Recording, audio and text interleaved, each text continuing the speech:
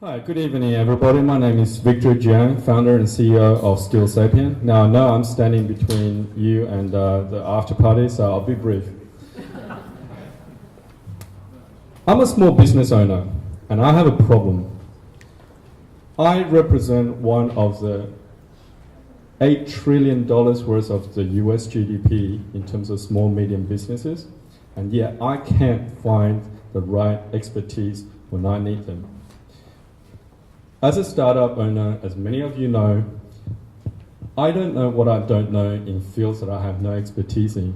And for me, it is really, really hard to find the relevant professional expertise in the time frame and I need them. And the other thing is that even when I do, chances are I can't afford them full time. This is a very, very common problem for small business owners. So what they do is they end up going to Bob's cousin's uncle and just, get by. For the professional service providers, the problem is reciprocated. They find it uneconomical to prospect to small, medium business owners because it is individually not worth their time and not worth their while. But here's the thing, professional services are still doing business in a archaic way of manual word-of-mouth prospecting, and it's not scalable and it's not transparent. And yet this is a $1.38 trillion business and market in the United States. Why am I so interested and focused on professional services? Because I felt the pain firsthand for 15 years. I've been with some of the world's largest consultancies around 12 countries, worked with some 35 of the Fortune 50 clients. And throughout this time, I just felt that the professional services market is broken, it's grossly inefficient, and totally lacking transparency. Our vision is that professional services will inevitably move more and more towards online, where it will be found and transacted. Over 50% of it will be found and transacted online within 7 years. This is based on a survey of hundreds of consulting business owners, and we seem to have some support in that regard. Skillsapien, what are we? We're a consultants marketplace. We make booking professional expertise as easy as booking an airline ticket. How do we do that? We package professional expertise in bundles of hours and package them out to the SMB market in as little as $500 a month for 2 hours through to $10,000 a month for 20 hours. 2 clicks and you're done. We focus on CFOs, interim CFOs, CTOs, CMOs, PR strategists, and the like. We have a patent pending platform where it shows all the key decision criteria such as availability, ratings, past testimonials, and pricing, all in a single instant.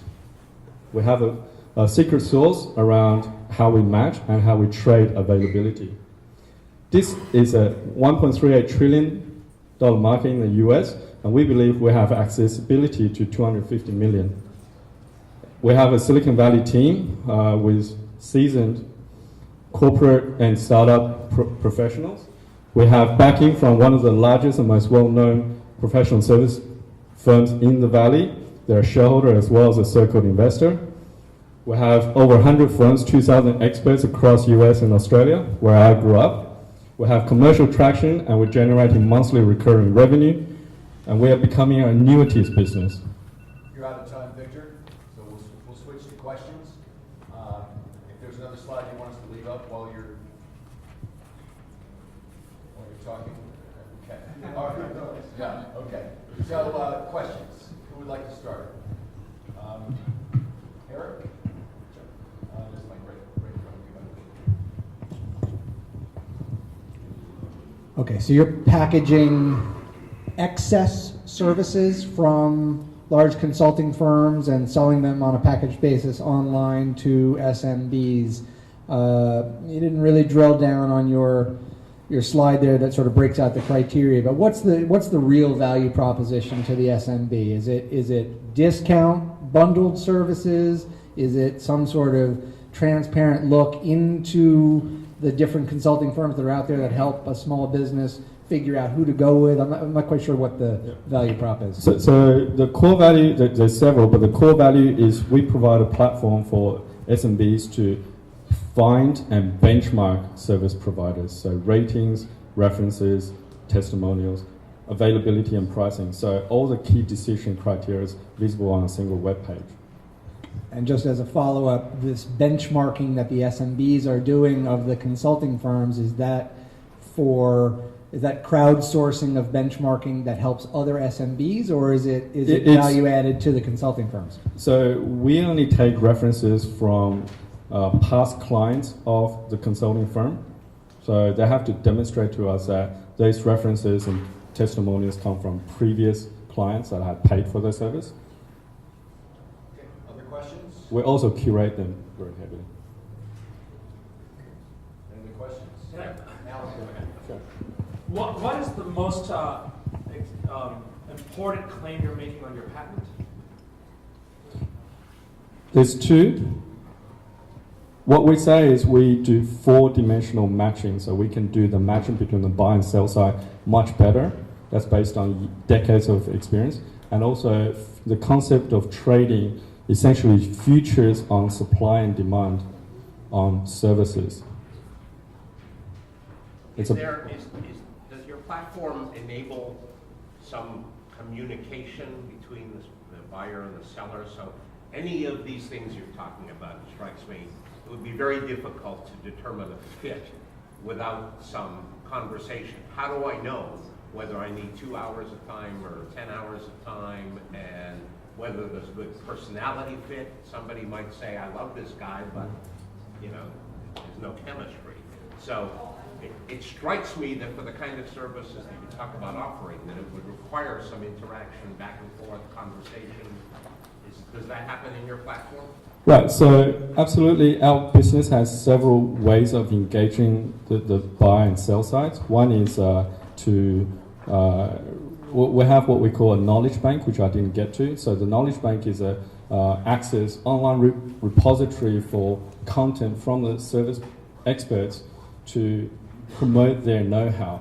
And the buy side can freely consume that content. They can attend what we call master classes, online and offline, to get a feel for sort of a try before you buy. And then they can buy a couple of hours of service, and if they like what they see and experience, then they can move on to a monthly recurring engagement, which is what we're seeing increasingly. Okay, we're out of time for questions. Victor, if you just leave the mic with Alan, but we're going to start with feedback on this side where Eric, Paul, So, one of the hottest app categories right now out there in the gaming space are these, what they call the sort of pick reveal apps, where you sort of make a couple of tiles transparent. You have to guess what the picture is underneath it. And that's how I felt about this presentation. Like, I feel like you gave us a couple of looks into what you're doing, but I'm still wondering what it is. And so I really hesitate to give you any kind of meaningful feedback, because I've just barely begun to have any sense of what you're trying to do. And I don't know what went wrong with the presentation for me. I'm just not sure what you're offering. I know that you are providing a platform for SMBs to comment on and to aggregate critiques of consulting firms. I'm not quite sure if you're actually, getting the consulting firms to give you commitments of time that are being sold. To Mitchell's point, I'm not sure if there's communication. Professional services are highly personal, so his question was exactly on point, and I'm just not sure. So I'm really sorry. I just don't have great feedback for you. But you got to admit, great accent. I would have you keep talking, no problem. It's smooth, it's fantastic. Thank you very much. But Eric's right. It does sort of end there, and I sort of heard a little bit of, from my deep perspective as a long-time consultant, I believe small and medium-sized businesses are in the dark. I work with small and medium-sized businesses every day, and all those CEOs say is, there are so many idiots trying to spend my money, and every time I ever hired a consultant, it was a waste of all of that money. So fundamentally, there's this, your initial slide with the business owners in the dark. I think that's where I sort of lost it. What sort of information do you feel they're looking for? If they need a lawyer and they don't call Eric Ferraro, they're stupid, because he's right here, he's available, and he's terrific. If they need CFOs, there's ways to get all that kind of help. And if somebody else did a project with Ernst & Young and it sucked, it doesn't have anything to do with whether Ernst & Young is a good firm for the next project. So there's some disconnect there, and I think if you redo the presentation so it's not like a hidden tile game, but more like, hey, this is not, we think and believe these people are in the dark. Here's some specific examples of the kinds of assignments that we expect to come. You also said something that I thought was amusing. I don't think you intended it to be. 2 clicks and you're done. And I saw 3 price levels. 20 grand was the third one. 2 clicks and I'm out 20 grand. It's horrifying. I don't want to be out 20 grand. It's like, someone's stolen the platinum card. What's happened?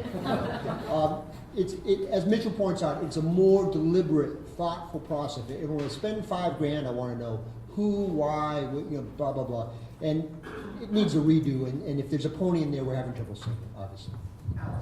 Yeah, I don't think it needs a redo. I think in this world, sometimes you talk about, it's a technology looking for a problem. You've heard that before.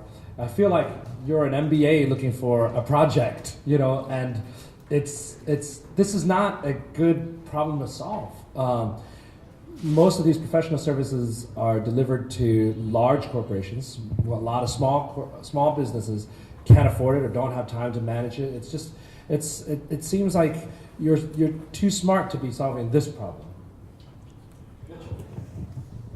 Yeah, it strikes me that you've, at least for this short presentation, picked the wrong business model. You've picked a marketplace. And it strikes me this doesn't lend itself to a marketplace. When you started, I thought, this could be Angie's List for professional services. That's a thing where the buyer subscribes, and then there's ratings and everything, and they use that to inform their decisions. And then there's marketing platforms where professional services people can create listings and promote themselves. They pay to be promoted and to be listed, and you're sort of like a place where a template and a format where they can create essentially websites or web presence. Maybe that would include SEO and things like that. So I can see that as a business model. The marketplace business model just doesn't seem to work for me for all the reasons of my question and everybody has said, which is the act of buying, of finding and buying, seems to be the least value add, the thing most likely to actually be transacted. So my biggest problem with this is I might buy the premise that this market is in need of a more efficient way to match buyer and seller of services, but I don't think you've presented it here.